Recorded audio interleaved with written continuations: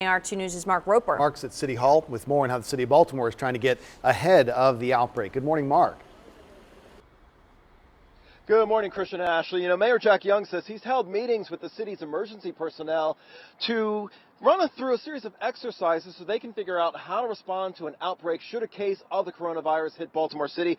Now, there are no cases of the coronavirus in Baltimore City just yet, but city officials are not waiting to take action. The city's health commissioner is taking her lead from the Centers for Disease Control on how to respond to the virus.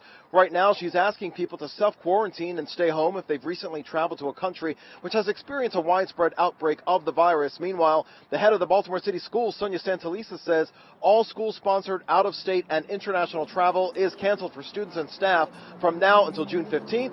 And since there are no cases of the coronavirus in Baltimore, she says there's no need to cancel classes just yet.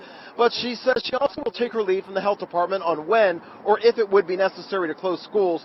But officials recognize students get more than an education at school. It's also where many kids get their meals. In the event that schools should close, whether it is isolated environment or larger, we're working on senior feeding, and we're also looking at, because we have a large percentage of adults and families who are food insecure who are on SNAP, food stamps, we're also looking at how do we look at food distribution.